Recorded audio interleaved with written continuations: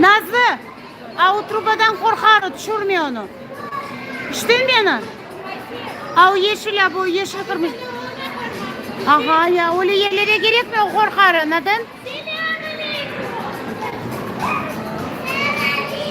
Aleyküm selam tatlım.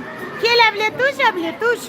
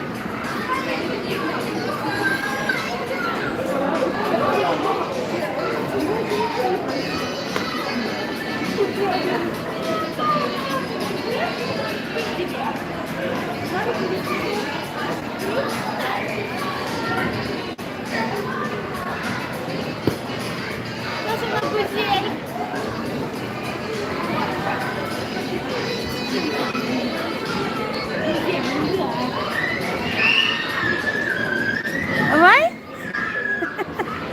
Kim geldi? Güzelcik. Bak kaçaysın ya kaçay. Kaçay ya. Bak bunu. Dokta ya ondan uygun. Ya o tarafta niye Nazlı?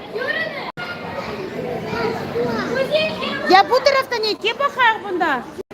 Dokta başta bunda kum gerek mi? Onda kum Nazlı. Ana şimdi çoraplar kum dolacak. Yürü bakalım. Bunda bak kızım. Bunda niye? Namaz için. Namaz odası. Namaz kılmak. Bunda doğan günler ayrı belki de. Bunda ayrı. Anladım. Bak bunda ayrı anladın mı? İstesen kaydetmek. Doğan günü isteseniz kaydetmek. Bunda ayrı odalar var. Nasıl bir oda var?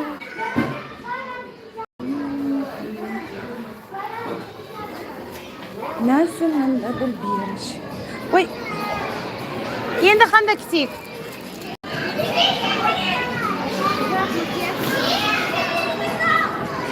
Anne ona bir şey mülkün yapmak öyle resim. Ne kadar para? Сколько стоит? Yok nasıl gerekmiyor. Ya. Yürü.